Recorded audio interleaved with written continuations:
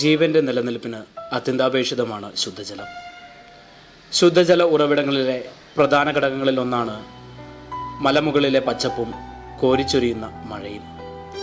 ഭൂമിയെ പച്ച പുതപ്പിച്ച് മനുഷ്യൻ ഉൾപ്പെടുന്ന ജീവകുലത്തിൻ്റെ നിതാന്തമായ നിലനിൽപ്പിനെ പരിപോഷിപ്പിച്ചുകൊണ്ടിരിക്കുന്നതും ശുദ്ധജലമാണ്. അങ്ങനെ അനിവാര്യമായ അത്ഭുത ഘടകമായി ജീവജലം ഭൂമിയിൽ പ്രാധാന്യമുള്ളതാണ്. ഭൂഗർഭജലം അഥവാ ഭൂജലം ആണ് വറ്റാൻ സാധ്യതയുള്ളതായി ശാസ്ത്രജ്ഞർ കണക്കാക്കുന്നത്. വനനശീകരണത്തിന്റെ ഭാഗമായി നമ്മുടെ ഭൂമിയിലുണ്ടായിരുന്ന അല്ലെങ്കിൽ നമ്മുടെ കേരളത്തിലുണ്ടായിരുന്ന എല്ലാ നന്മകളും വറ്റി വരുന്നു. കുളങ്ങള്, തോടുകള്, വയലുകൾ നികത്തി കെട്ടിടങ്ങളായപ്പോൾ നമ്മുടെ നീർത്തടങ്ങൾ, ജലനീർത്തടങ്ങളെല്ലാം വറ്റി വരണ്ടു പോയി.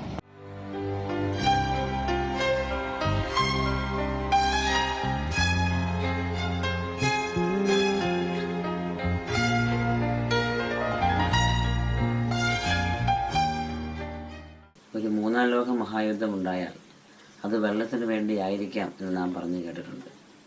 ഒരുപക്ഷെ ഇപ്പോഴത്തെ ഒരവസ്ഥ നാം നോക്കിക്കഴിഞ്ഞാൽ അത് ഏറെക്കുറെ ശരിയാണെന്ന് തോന്നുന്നു. ദാഹജലത്തിന് വേണ്ടി മനുഷ്യനും മൃഗങ്ങളും നെട്ടോട്ടം ഓടുന്ന ഒരവസ്ഥ നമുക്കിന്ന് കാണാനായിട്ട് സാധിക്കും. പ്രകൃതിയോടുള്ള മനുഷ്യൻ്റെ ക്രൂരതയ്ക്ക് പ്രകൃതിയുടെ ഒരു പ്രതികാരം എന്നോണം ജലക്ഷാമത്തെ നമുക്ക് കാണാവുന്നതാണ്.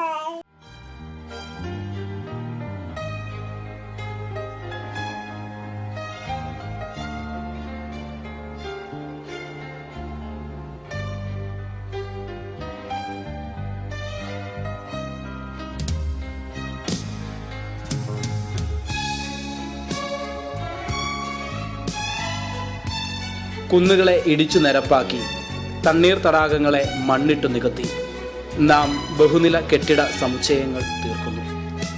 പ്രകൃതിയിലെ സ്വാഭാവിക ജലസംഭരണികളായ ചതുപ്പുകളെയും കൃഷിഭൂമികളെയും വികസനത്തിൻ്റെ പേരിൽ നാം മണ്ണിട്ടു നികത്തി വീടുകളും വ്യാപാര വ്യവസായ സമുച്ചയങ്ങളും തീർക്കുന്നു. ഇത് ഭാവി നഗരവൽക്കരണവും കേരളീയന്റെ ജീവിതശൈലിയിലുള്ള വ്യതിയാനങ്ങളുമാണ്. കേരളത്തിൻ്റെ ഗ്രാമങ്ങളിൽ പോലും മാലിന്യ കൂമ്പാരങ്ങൾ ഉണ്ടാകുവാനിടയായി.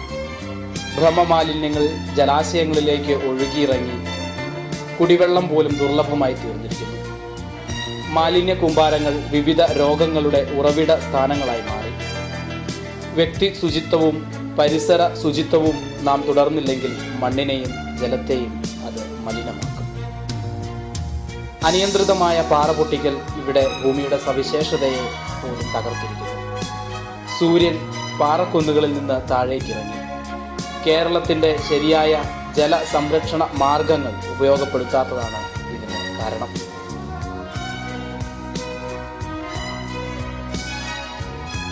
അന്തരീക്ഷ ഊഷ്മാവിലുണ്ടായ ചൂട് നമുക്ക് അനുഭവവേദ്യമായി. നദികൾ വറ്റിവരണ്ടു. നദി എന്നത് വെറും സങ്കല്പമായി മാറി.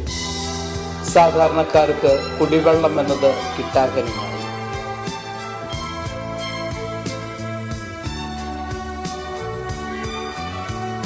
കൊടിയ വരൾച്ച കാരണം ഉണ്ടായ കൃഷിനാശം വരുത്തിവെച്ച നഷ്ടം താങ്ങാനാവാതെ കർഷകർ ആത്മഹത്യ ചെയ്തു.